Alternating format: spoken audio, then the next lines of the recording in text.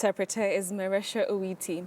Now, the Legal Affairs Committee in the National Assembly is set to meet next week to start vetting the 7 nominees to the Independent Electoral and Boundaries Commission. Well, this is after President Uhuru Kenyatta nominated Wafula Chebukati as the IEBC chair and 6 other people as commissioners. However, questions are already being raised over the suitability of Chebukati as the IEBC chair, given that he comes from the same region with the secretariat CEO Ezra Chiloba, and also because of his past in the corridors of justice. Well, Chris Thairo begins our bulletin with that story.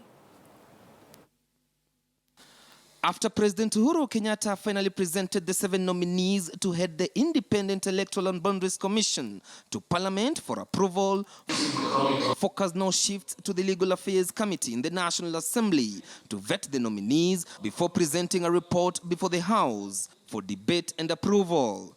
If the National Assembly approves the name of Advocate Wafula Chebukati, then he will be the man to take over from Izaka's son. The Benedetta Musundi-led select panel had forwarded the name of Chebukati and coast-based lawyer Tukera Olekina as the nominees for the position of chairperson, and speculation was rife that Olekina will be picked given that Chebukati and the IEBC CEO Ezra Chiloba come from the same community and county, which may complicate matters of regional balance.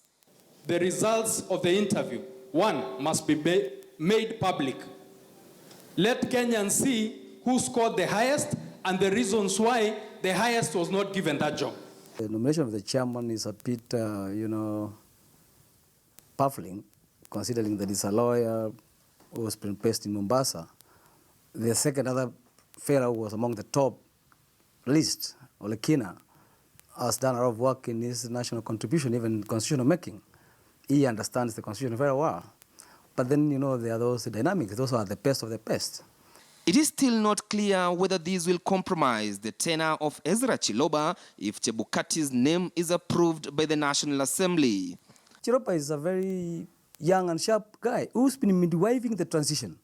In fact, it should have been incumbent upon the commission, if they were to consider those considerations, the person they could have midwifed is the chairman, not remove the CEO. Sasa tunaona number 2 amekuwa number 1. Kweli hata mkituambia tusizungumze mambo mengine hapa, hiyo ni haki. Hiyo ni haki. Alafu kijana yangu Mebusi anasema ile shida tuko naye hapa, shida ya ukabila. Alafu baadaye akasema yuko mtu yetu mmoja alikatazwa kazi. Sasa ule mtu alipata kazi, is not a Kenyan. Other members are Consolata Nkatha, Boya Molu, Dr. Roslyn Akobe, Ambassador Paul Kurgat, Margaret Wanjala, and Professor Abdi Gulie. The Legal Affairs Committee is expected to gazette a notification calling the public to present any memorandums or queries against the nominees from tomorrow, before calling for a sitting of the committee members to vet the nominees next week. Born in 1961, Wafula Chebukati graduated from the University of Nairobi in 1985 and has been practicing law for 30 years. He is the head of commercial labor and employment law divisions. We haven't had much of him in terms of the public and prominent matters in courts, although he has outstanding legal capacity and training, and of course the experience towards discharging the responsibilities, and I don't think we should have fear as Kenyans as to his ability to do so.